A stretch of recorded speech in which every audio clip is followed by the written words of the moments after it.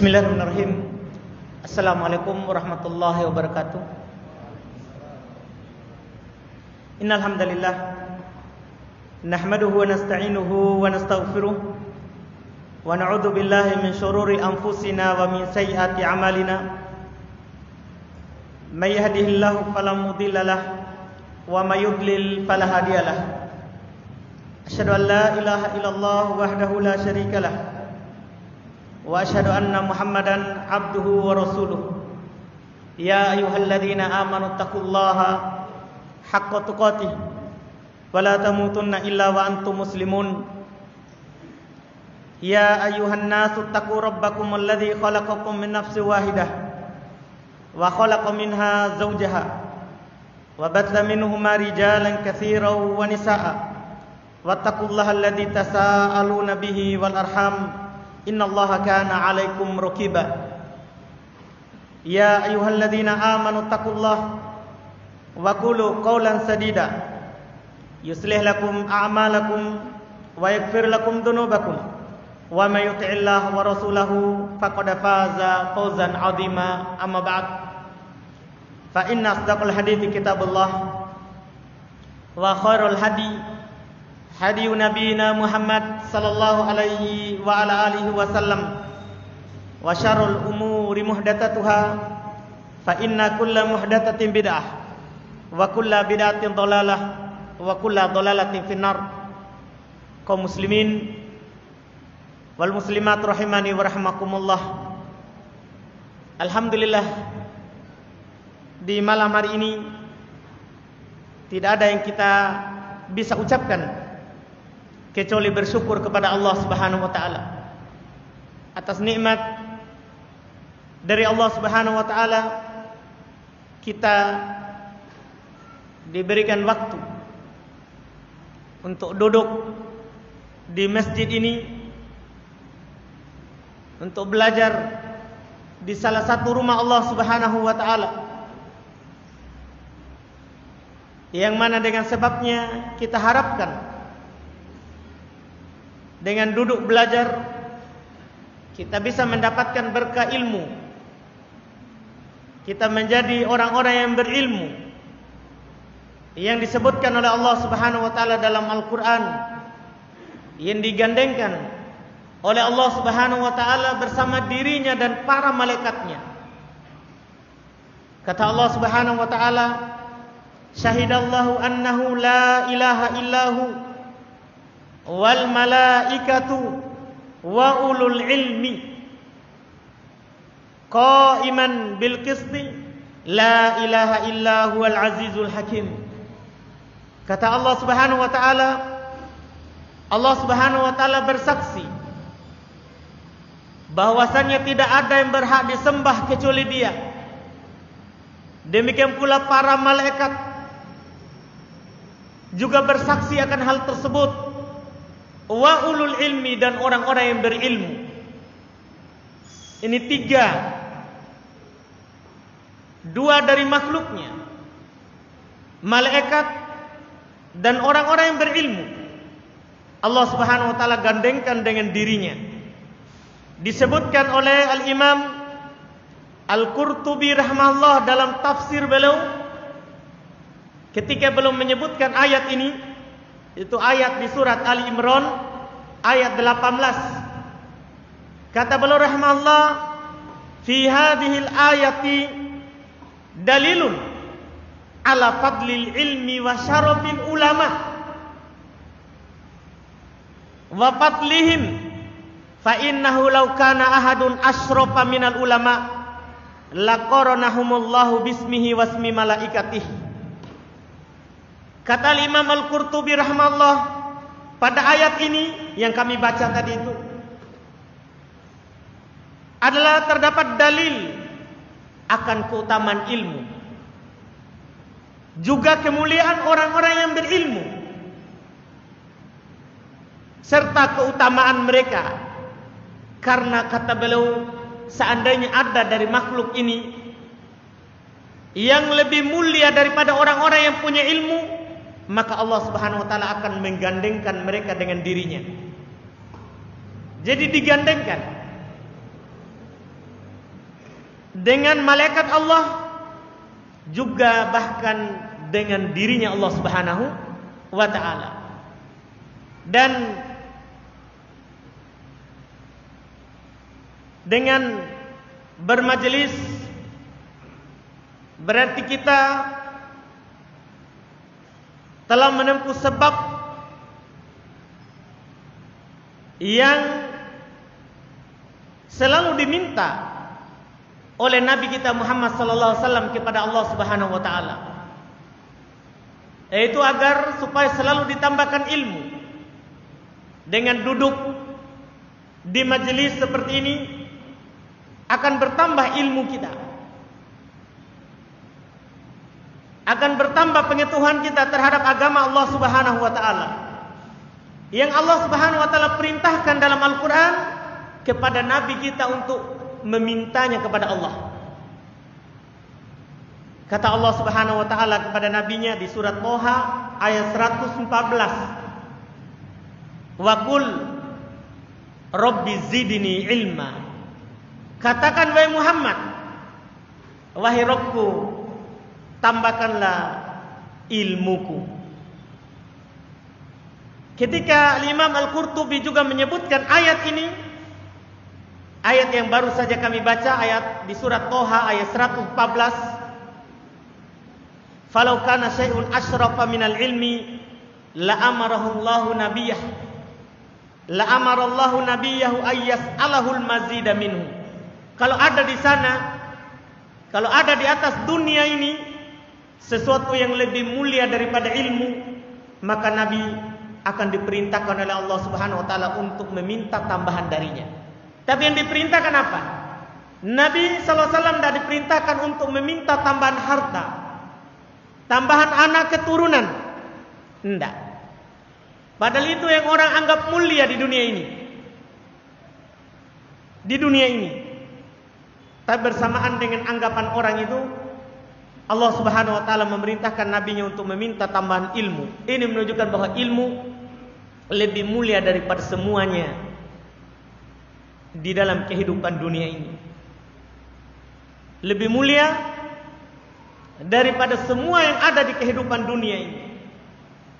Bahkan Allah Subhanahu wa taala di surat Az-Zumar ayat 9, Allah Subhanahu wa taala menjelaskan tidak sama orang yang berilmu dengan orang yang tidak berilmu. Sebagaimana tidak sama penduduk surga dengan penduduk neraka. Kata Allah Subhanahu wa taala, "Qul hal yastawil ladzina ya'lamun wal ladzina la ya'lamun innama yatadzakkaru ulul albab." Katakan wahai Muhammad, apakah sama orang yang berilmu dengan orang yang tidak berilmu? Ini pertanyaan kepada kita semua. Apakah sama orang yang punya ilmu dengan orang yang tidak punya ilmu? Yang bisa menjawabnya adalah hanya orang-orang yang memiliki hati. Karena Allah katakan innama yatadzakkaru ulul albab. Yang bisa mengingatnya adalah orang-orang yang memiliki hati. Hati yang hidup, hati yang menginginkan kebaikan, hati yang Allah Subhanahu wa taala berikan kepadanya hidayah, taufik untuk mendengarkan Al-Quran dan hadits Nabi sallallahu alaihi wasallam. Demikian pula di surat Ar-Ra'd ayat 19, semakna dengan ayat di surah Az-Zumar tadi. Kata Allah Subhanahu wa taala, "Afaman ya'lam annama unzila ilaika min rabbikal haqqu kaman huwa a'ma?" Apakah orang yang tahu, orang yang punya ilmu bahwasanya apa yang diturunkan kepadamu dari Rabbmu itu adalah al-haq, itulah yang benar, itu sama dengan orang yang buta? Tentunya tidak sama. Orang yang punya ilmu, tahu ilmu yang diturunkan oleh Allah Subhanahu wa taala kepada nabinya, dengan orang yang buta tidak sama. Tapi kata Allah, innama yatadzakkaru ulul albab. Sekali lagi, yang bisa membedakannya hanya orang-orang yang punya hati. Adapun yang tidak punya hati, tidak ada hidayah dari Allah Subhanahu wa taala, tidak akan bisa membedakan mana yang baik dan mana yang utama serta mana yang tidak utama. mana yang tidak utama. Ini beberapa ayat yang Allah Subhanahu wa taala sebutkan dalam Al-Qur'an yang menjelaskan keutamaan berilmu. Dan dengan datang belajar seperti ini, Allah Subhanahu wa taala akan mengangkat derajat kita. Dengan duduk mendengarkan ilmu, bermajelis, belajar, mendengarkan ayat-ayat Allah Subhanahu wa taala, mendengarkan hadis-hadis Nabi sallallahu alaihi wasallam, itu akan menyebabkan dan menjadi sebab kita ditinggikan oleh Allah Subhanahu wa taala. Allah Subhanahu wa taala berfirman, "Yarfa'illahu alladhina amanu minkum walladzina utul ilma darajat." Allah Subhanahu wa taala mengangkat orang-orang yang beriman di antara kalian dan orang-orang yang diberikan ilmu, darajat, beberapa derajat, tergantung kadar ilmu yang kita miliki. Yang mana pengangkatan derajat seperti ini tidak ada penyebutannya kalau kita punya harta. Artinya tidak ada penyebutan bahwa Allah Subhanahu wa taala akan meninggikan kita kalau kita punya harta sekian-sekian disimpan di bank, atau kita punya properti yang sangat banyak. Tidak. Kita akan diangkat oleh Allah Subhanahu wa taala dengan ilmu yang kita miliki. Karena kalau seandainya dengan harta, Fir'aun, Qarun lebih mulia, karena mereka lebih banyak hartanya. Qarun itu orang yang paling banyak hartanya, tapi bersamaan dengan itu dia ditenggelamkan oleh Allah Subhanahu wa taala ke bumi. Sebabnya karena dia tidak menerima apa yang dibawa oleh Nabi Musa alaihissalam. Demikian pula Fir'aun. Kalau seandainya dengan kekuasaan, dengan pangkat dan jabatan, seorang bisa ditinggikan di hadapan Allah Subhanahu wa taala, maka yang paling tinggi Fir'aun. Tapi dia ditenggelamkan oleh Allah Subhanahu wa taala ke laut. Padahal tinggi jabatannya. Kenapa? Karena tidak menerima ilmu yang dibawa oleh Nabi Musa alaihissalam. Di ayat ini Allah Subhanahu wa taala mengingatkan orang-orang yang beriman, bahkan orang-orang yang bermajelis. Karena ayat sebelumnya, sebelum ayat yang kami sebutkan tadi, ada isyarat ke majelis. Kata Allah Subhanahu wa taala, "Ya ayyuhalladzina amanu, idza qila lakum tafassahu fil majalisi fafsahu yafsahillahu lakum wa idza qila lakum unshuzzu fanshuzzu." Baru datang ayat tadi, "Yarfa'illahu alladzina amanu minkum walladzina utul ilma darajat." Kata Allah Subhanahu wa taala, wahai orang-orang beriman, apabila dikatakan kepada kalian tafassahu fil majalis, berikan kelapangan dalam majelis, beri ruang untuk saudara-saudara kalian yang datang bermajelis. Karena itu orang yang menuntut ilmu itu orang yang sangat mulia. Bahkan kalau ada orang datang seperti itu, kita dianjurkan untuk berucap kepadanya marhaban bi talibil ilmi, atau juga datang dalam lafaz marhaban bi wasiati Rasulillah, selamat datang orang-orang yang diwasiatkan oleh Rasulullah SAW. Siapa yang mau masuk belajar, kita ucapkan selamat datang para wasiat Rasulullah SAW yang harus dimuliakan. Kenapa? Karena mereka adalah orang-orang yang ditinggikan derajatnya oleh Allah Subhanahu wa taala kalau mereka ikhlas karena Allah Subhanahu wa taala. Maka diisyaratkan, wahai orang-orang yang beriman, apabila dikatakan kepada kalian berikan kelapangan di dalam majlis, maka lapangkanlah Allah kalian. Jadi belajar, bermajelis itu akan menjadi sebab kita diberikan kelapangan di dunia ataupun di akhirat. Di akhirat sudah ada jaminan surga bagi orang-orang yang belajar. Banyak hadis, sangat banyak hadis dari Nabi kita Muhammad sallallahu alaihi wasallam bahwasannya siapa yang datang belajar menginginkan untuk mendapat ilmu, mengangkat kebodohan dari dirinya, dan dari orang lain setelahnya, maka dia telah menempuh jalan surga. Dia telah menempuh jalan surga. Di dalam sebuah hadis, yang mana hadis ini ada kisahnya. Kisahnya ini yang saya ingin baca supaya kita paham kemuliaan hadis itu. Yaitu dalam riwayat Imam Ahmad, Abu Daud, At-Tirmidzi, Ibnu Majah, serta Ibnu Hibban dan Ad-Darimi, dari Katsir Ibnu Qais, seorang tabi'in. Dia berkata, kuntu ma'a Abi Darda.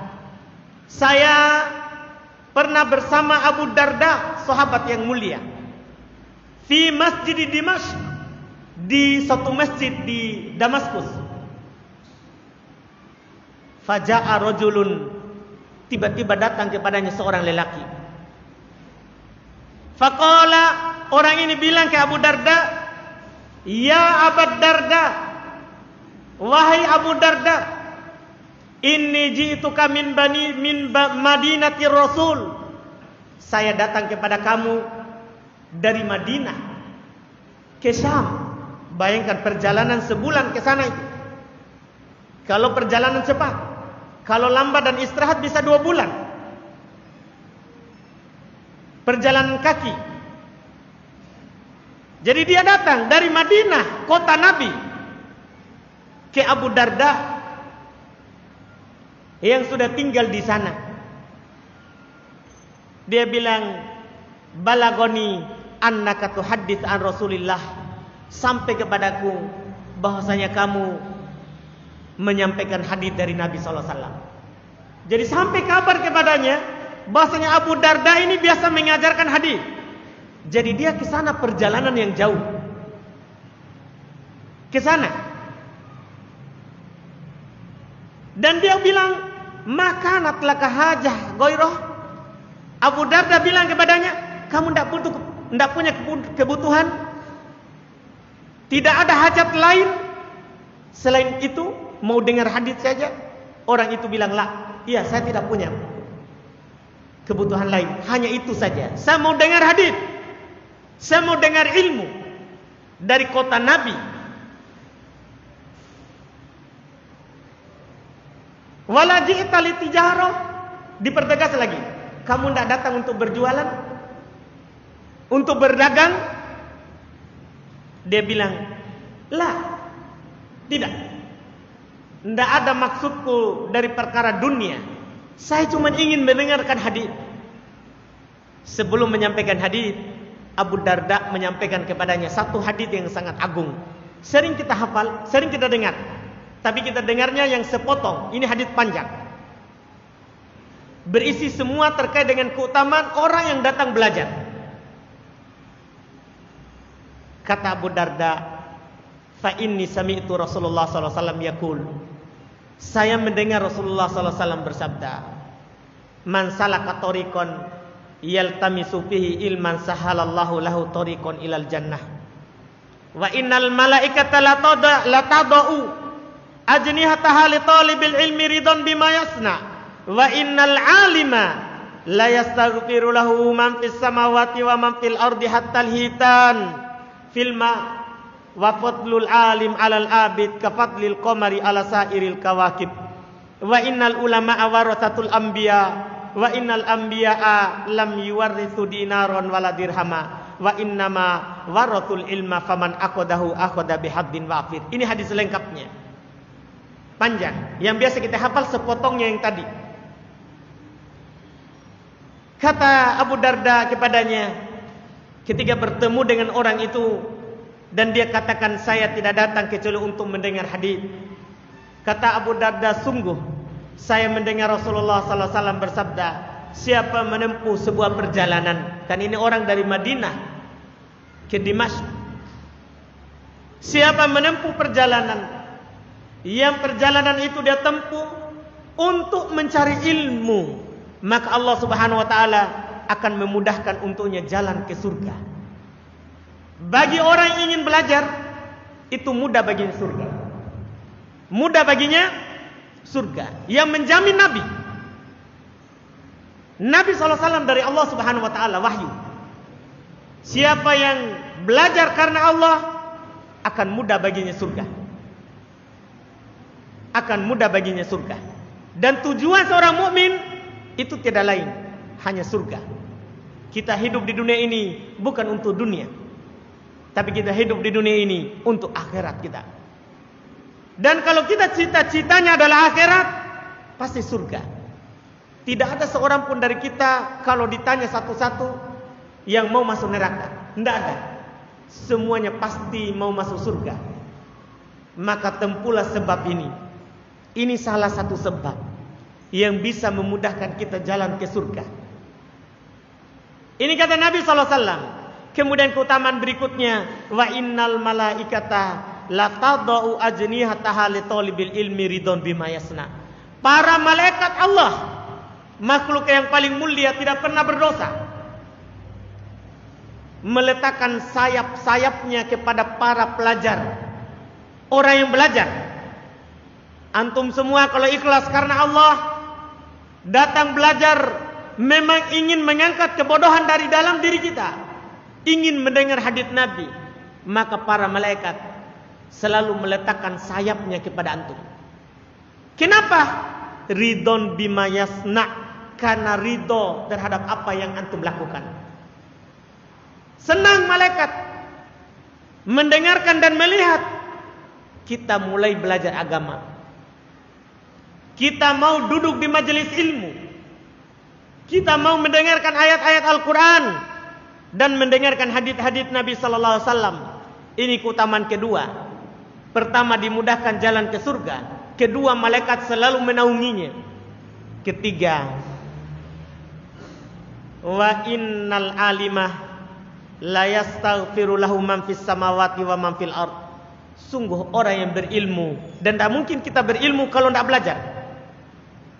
Sungguh orang yang punya ilmu itu akan dimintakan ampun untuknya oleh yang ada di langit dan yang ada di bumi. Semuanya.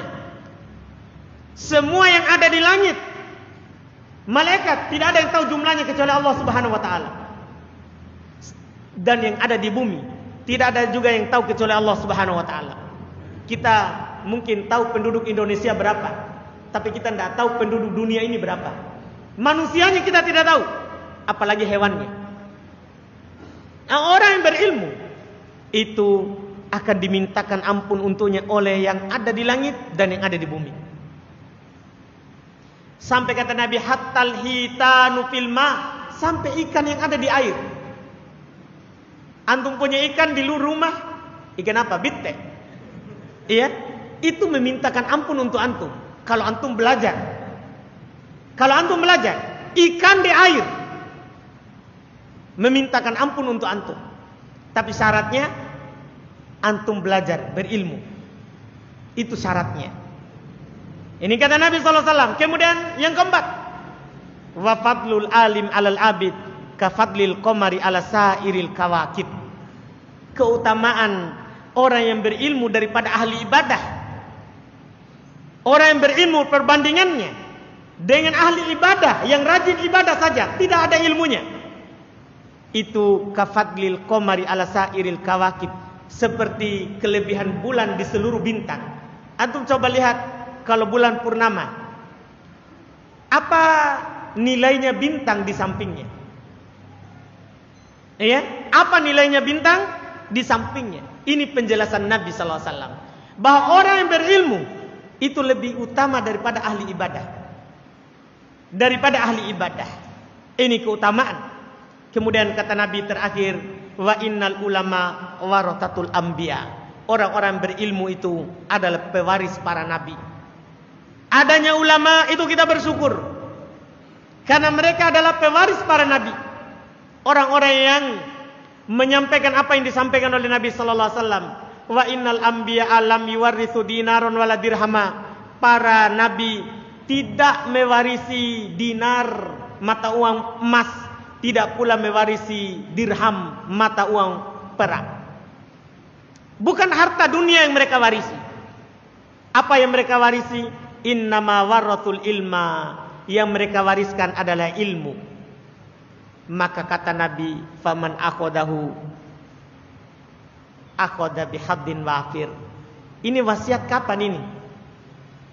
Berapa abad ini? Kita di abad keberapa?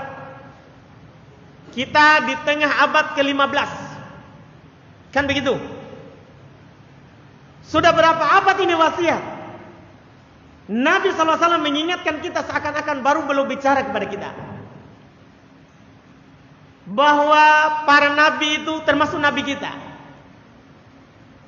Yang mereka wariskan adalah ilmu. Siapa yang mengambilnya, dialah yang mengambil warisan itu. Dengan banyak. Berapa kita ambil, tergantung berapa kita pelajari. Makin banyak kita belajar, maka makin banyak warisan Nabi yang kita pegang, yang kita dapatkan. Dan warisan ini adalah warisan yang sangat utama. Tidak ada yang lebih utama daripadanya. Ini hadits Masya Allah menunjukkan utamanya kita belajar. Utamanya kita belajar. Seorang tidak boleh merasa hina, malu untuk mendengarkan ilmu. Tidak boleh. Karena ini adalah kemuliaan bagi seorang muslim. Ini adalah mahkotanya seorang muslim. Belajar. Dan banyak sekali perkataan salaf, perkataan dari para ulama kita terkait dengan anjuran untuk belajar. Cuman kita cukupkan tadi dengan ayat dan hadis yang terakhir yang kita bacakan. Dan alhamdulillah di kesempatan ini kita memulai kajian taklim yang kita akan bahas sebagaimana yang telah diumumkan adalah kitab Bulughul Maram min Adillatil Ahkam. Kitab Bulughul Maram min Adillatil Ahkam, karya dari salah seorang ulama kita, ulama yang telah mendahului kita di beberapa abad yang lalu, dari ulama Syafi'iyah, yaitu buku yang kita maksudkan ditulis oleh Al-Imam Al-Hafidh Abul Fadl Ahmad ibn Ali ibn Muhammad ibn Hajar Al-Asqalani rahimahullah. Beliau ulama Masya Allah, merupakan rujukan dalam madhab sifat Syafi'iyah secara khusus, dan secara umum beliau adalah rujukan bagi kaum muslimin. Karena ilmu yang beliau miliki, ilmu yang beliau miliki. Secara singkat, beliau berasal dari Mesir asalnya,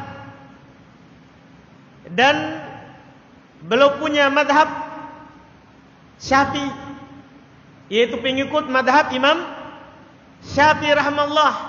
Cuman beliau lebih mengutamakan dalil, karena beliau di samping ahli fikih, beliau juga ahli hadis. Makanya kita akan mendapatkan di kitab ini contohnya, beliau selalu berpegang dengan dalil dan yang sahih, dan dalil yang sahih. Beliau rahimahullah lahir di tanggal 12 bulan Sya'ban di tahun 773 Hijriah. Beliau lahir di tanggal 12 bulan Sya'ban di tahun 773 Hijriah. Beliau anak yatim karena beliau saat bayi meninggal ibunya rahimahullah, dan saat beliau belum berusia balik, bahkan belum masih berusia kecil, belum berusia 9 tahun, masih sobi, masih kecil, meninggal bapaknya. Jadi beliau anak yatim. Beliau anak yatim, tapi beliau diberikan nikmat oleh Allah Subhanahu wa taala ilmu yang sangat banyak. Ilmu yang sangat banyak. Beliau hafal Quran saat beliau berumur 9 tahun. Beliau hafal Quran, jadi belum balik sudah hafal Quran. Iya. Berumur 9 tahun. Setelah hafal Quran, beliau hafal matan-matan ilmu. Di antara yang beliau hafal adalah Al-Umdah, juga beliau hafal Al-Hafiz Shagir. Banyak sekali beliau hafal. Guru beliau yang terkenal, yang masyhur adalah disebutkan oleh para ulama yang mana beliau ambil fikih darinya adalah Al-Imam Al-Bulquni rahimahullahu taala. Dan beliau juga ambil ilmu dari Ibnul Mulakkin, yang mana dari Ibnul Mulakkin ini beliau belajar selama beberapa tahun dan beliau selalu bersamanya. Kemudian juga beliau lanjutkan kepada Al-Hafidz Al-Iraqi. Beliau belajar di Al-Imam Al-Iraqi itu selama 10 tahun. Satu guru ini. Satu guru beliau belajar 10 tahun. Belum lagi guru yang lain. Guru yang lain. Itu guru-guru beliau yang terkenal. Dan beliau punya murid juga sangat banyak sekali. Di antara murid beliau juga yang terkenal adalah Al-Imam As-Sakhawi. Ini murid yang paling dekat dengan beliau, karena As-Sakhawi ini rahimahullah, beliau yang menulis biografinya Imam Al-Hafidz Ibn Hajar rahimahullahu taala. Iya. Beliau punya guru-guru orang besar dan murid-murid beliau juga adalah orang besar. Adapun karya tulisnya yang ada di hadapan kita di antaranya, kitab ini. Dan tulisan beliau juga yang paling terkenal adalah kitab Fathul Bari Syarah Sahih Al-Bukhari, yang mana tidak ada mensyarah Sahih Bukhari sebelum beliau yang seperti itu.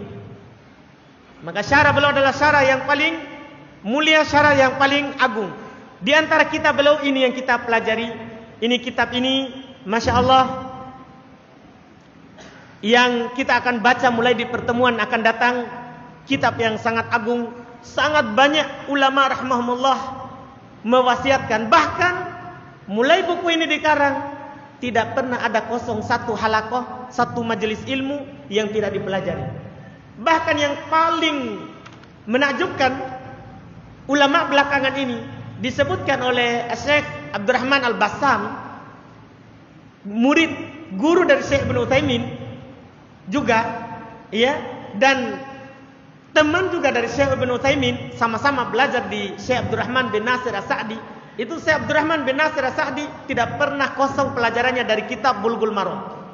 Kalau beliau buka pelajaran khusus, Bulughul Maram. Pelajaran umum di masjid, Bulughul Maram. Ini menunjukkan pentingnya kitab yang satu ini, karena susunannya sesuai dengan susunan fikih, tapi matanya matan hadis. Jadi kita ambil fikih dari hadis. Ini keutamaan buku yang ada di hadapan kita. Oleh karena itu banyak ulama yang mewasiatkannya. Di antara yang paling terkenal terakhir ada nasihat dari Ustadzul yang menganjurkan kepada kita untuk mempelajari Bulughul Maram. Beliau pernah buat bait syair, 4 bait syair yang menyebutkan kitab-kitab yang perlu kita pelajari. Di antara ucapan beliau yang terkenal untuk hal tersebut, ya taliban khudh faidah, la ilma biduni hafidhah, ihfad kitaballahi wal arba'inal mukmalah wa kitabat tauhid ma'al bulugin wal alfiyah. Ini yang kita maksudkan. Beliau bilang, wahai pelajar, ambillah faedah, tidak ada ilmu tanpa ada hafalan. Hafalah kitabullah dan kitab al-arba'in yang disempurnakan, dan kitab tauhid serta ma'ab Bulughul Maram yang kita akan pelajari. Selanjutnya beliau katakan wal alfiyah, demikian pula dalam bahasa pelajarilah Alfiyah Ibnu Malik, wal wasitiyah dan akidah wasitiyah, iqna'u dzat, demikian pula Zadul Ma'ad, Zadul Mustaqni, karya ulama madhab Hanabilah. Baik, kita cukupkan ini secara singkat yang kita akan pelajari di pertemuan akan datang. Ini hanya pembuka saja, tatap muka pertama kita. Mudah-mudahan Allah Subhanahu wa taala selalu membantu kita di majelis-majelis yang akan datang. Kalau ada pertanyaan silakan sebelum masuk waktu. Boleh langsung dapat.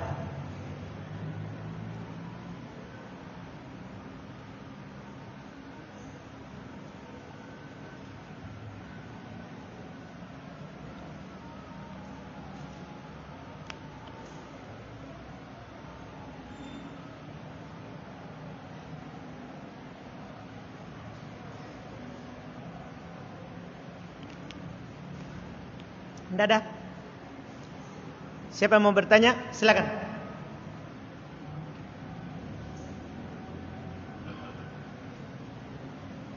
Tidak ada yang mau? Ustaz Abdurrahman. Tidak ada yang mau bertanya nih, jadi kita tutup. Siapa yang berani?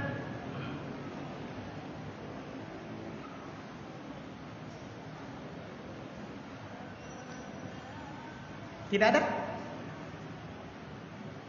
Kalau tidak ada kita tutup ini.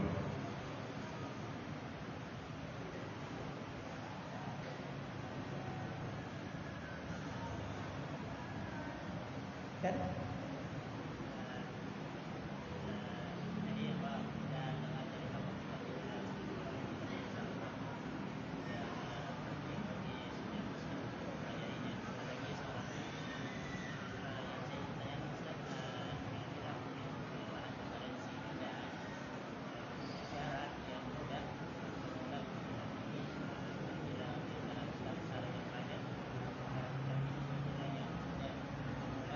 Masya Allah. Baik.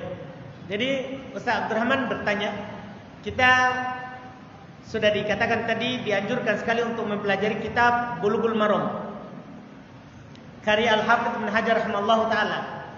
Kitab ini sangat singkat, tadi saya lupa singgung, isinya hanya 1566 hadis. 1566 hadis. Saya lupa sampaikan tadi. Pendek sekali, sangat mudah dihafal dan sangat penting untuk dipelajari. Tapi Ustaz Abdurrahman bertanya, apa kira-kira syarah yang mudah dipahami? Alhamdulillah ada, pernah saya baca terakhir ada syarahnya Shalih Al Fauzan, itu mudah juga, beliau cetak dalam Syarah Bulughul Maram, bisa dibaca Al-Ilmam. Itu mudah, bagus. Syarah yang terakhir ini baru muncul. Ada juga sebelumnya, ini syarah yang bagus juga dari sisi menjelaskan mufradat. Jadi ini syarah yang anak pegang ini, Abdullah ibn Abdurrahman Al-Bassam. Sebelum ini adalah syarah terbagus dalam kitab ini. Kenapa? Karena dia jelaskan mufradat sebelum dia jelaskan kandungan fikihnya. Maksudnya kata-kata yang ada dalam hadis beliau jelaskan dulu. Misalnya kalau ada hadis disampaikan, maka beliau sampaikan dulu makna perkatanya. Setelah itu fikih hadis. Sebelumnya beliau jelaskan siapa yang meriwayatkannya, sahih atau dhaif. Sahih atau dhaif. Ini syarah bagus karena, tapi beliau cetak dalam 8 jilid. Di cetakan saya ini cetakan lama, ini sudah kusut. Ya, saya pernah dihadiahkan sama teman, terbakar rumahnya, jadi tapi kitabnya tidak terbakar. Saya dikasih, makanya ada bekas bakar. Dan kertasnya tidak bagus karena waktu terbakar disiram. Tapi alhamdulillah di dalamnya masih bagus. Jadi saya punya, alhamdulillah. Ini yang paling berharga. Baik. Ini kitab yang saya baca yang paling bagus bagi pemula karena dijelaskan mufradatnya. Walaupun tadi juga saya sebutkan syarahnya Shalih Al Fauzan bagus, ada juga karangan dari Yaman juga, Syarah Bulughul Maram, dia juga bagus karena ada pelajaran haditsnya di samping fikihnya. Dijual juga kayaknya di sini, alhamdulillah banyak yang menjualnya. Buku juga pensyarahnya dari Yaman, ulamanya masih hidup sekarang juga. Ya. Dia syarah dengan tentunya fikih muqaranah, fikih penggandengan dari semua madhab. Sebelum itu ditaklik dulu hadisnya. Dijelaskan ini dhaif, kenapa dhaif, ini sahih, kenapa sahih. Itu kan dijelaskan siapa yang meriwayatkannya serta nomor-nomornya. Sebagaimana juga Syekh di sini menyebutkan, hanya saja belum tak sertakan di atas nomornya. Tapi alhamdulillah di cetakan ini yang saya pegang ini, saya punya cetakan kelima, belum telah tambah di bawah catatan kaki terkait dengan nomor hadis. Alhamdulillah sudah dilengkapkan. Ini yang saya pegang, cetakan kelima. Jelas ini yang untuk sekarang ini, alhamdulillah yang bagus. Karena ada penjelasan apa? Mufradat. Bagi penuntut ilmu yang ingin memahami hadis secara rinci, Masya Allah, ini bagus. Ini wallahu alam yang kami tahu berdasarkan ya ilmu yang sedikit, karena baru sedikit buku yang dibaca.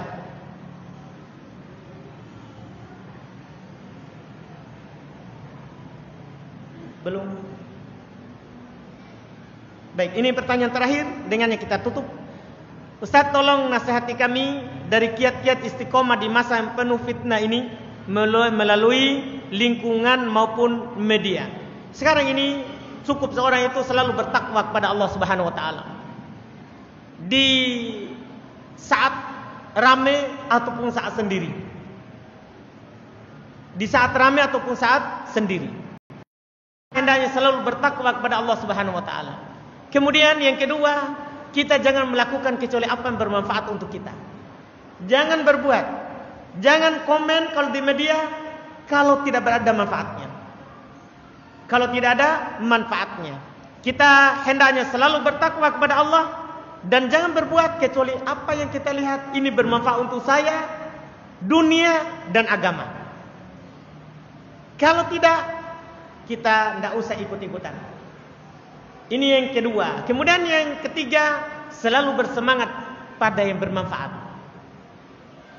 Kata Nabi SAW dalam hadis riwayat Imam Muslim dari Abu Hurairah, ihris ala ma yanfa'u. Bersemangatlah terhadap apa yang bermanfaat untukmu. Itu saja. Ini yang ketiga. Yang keempat, minta pertolongan kepada Allah. Ia mengatur seluruh kehidupan kita. Dilanjut di hadis tadi, wasta'in billah. Minta pertolongan kepada Allah. Karena di zaman fitnah tidak bisa kita bebas darinya kecuali pertolongan dari Allah Subhanahu wa taala. Karena yang selamat adalah yang diselamatkan oleh Allah. Itu saja, bukan yang lain. Tidak boleh kita bersandar pada diri kita, bahkan tidak boleh kita bersandar pada lingkungan kita, orang tua kita, tidak boleh. Kita harus bersandar kepada Allah Subhanahu wa taala kalau mau selamat di zaman fitnah. Minta pertolongan kepada Allah. Terus kalau sudah terjadi, bilang saja qadarullah. Jangan bilang lau. Jangan bilang seandainya saya hidup di masa Ibnu Hajar. Tidak bisa begitu. Qadarullah, kita hidup di masa ini. Cukup kita. Jangan bilang lau. Kata Nabi, fala taqul lau. Jangan bilang lau kalau seandainya saja. Jangan. Fa inna lau tabtahu amal syaitan. Karena lau itu membuka pintunya syaitan. Kita akan panjang angan-angan kita kalau kita pakai kata lau. Ini beberapa hal secara singkat yang bisa kita nasihatkan. Wallahu alam, semoga bermanfaat. Dan insyaallah taala pekan depan baru kita mulai kaji kitab Bulughul Maram.